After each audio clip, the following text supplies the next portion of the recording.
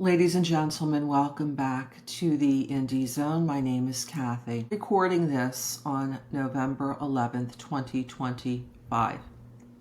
It is nearly 3 years to the day of the catastrophic events occurring at 1122 King Road, Moscow, Idaho, November 13th, 2022.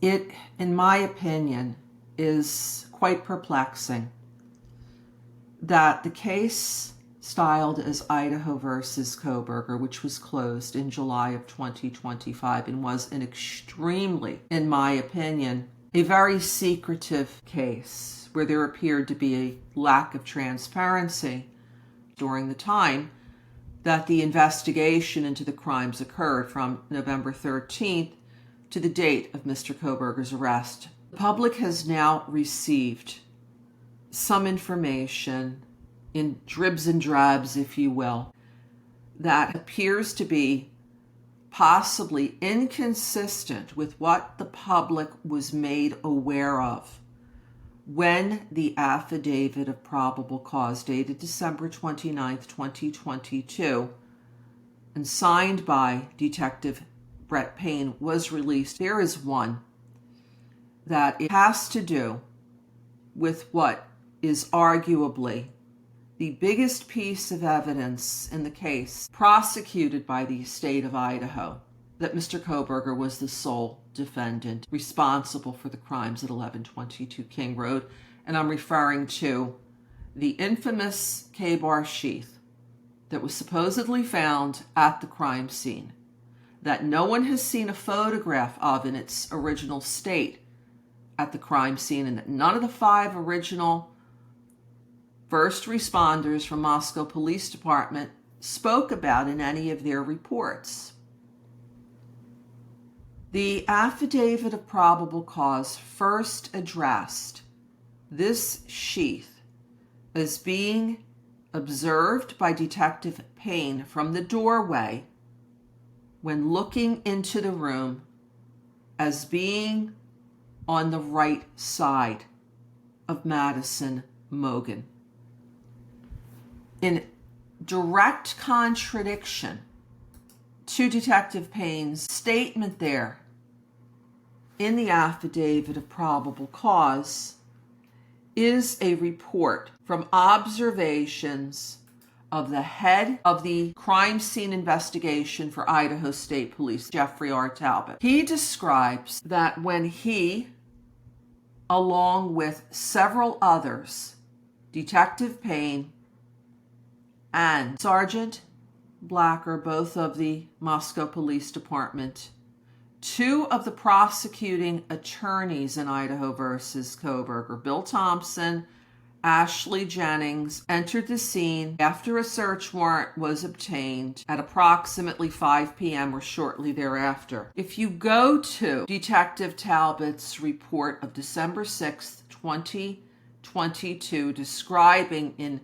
detail of his duties, responsibilities, observations of what happened November 13th, 2022, he addresses the fact that as I walked south up the stairs, they switched back to the north, and at the center wall banister were red-colored liquid smears. And then further on, he describes the second bedroom on the 3rd floor of Madison's.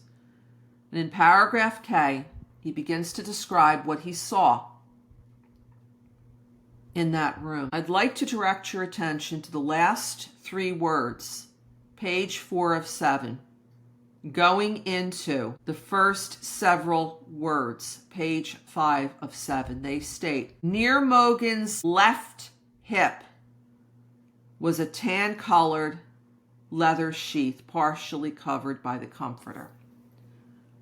Ladies and gentlemen, there is one left side to Madison, there's one right side to Madison.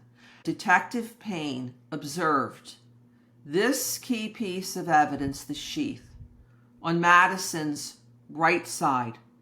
This is, in my opinion, a huge discrepancy regarding the main piece of evidence in the case that no one has ever seen photo, video of as it rested in that room on November 13th, 2022.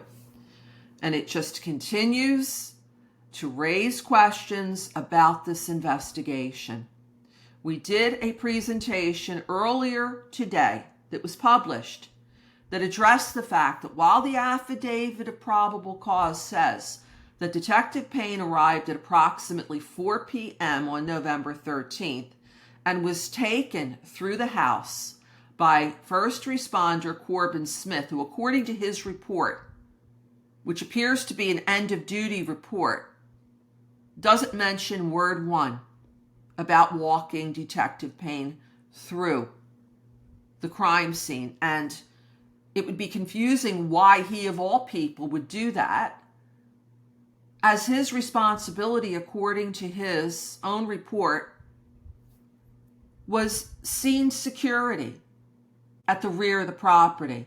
There was so much in and out of that crime scene.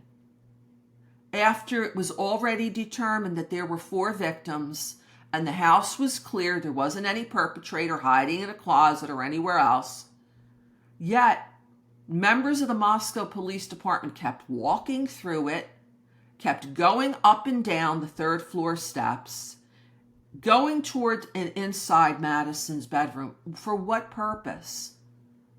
Was there a possible contamination of this crime scene even before the Idaho State Police began processing it, as Jeffrey R. Talbot says here happened beginning at approximately 5:24 p.m.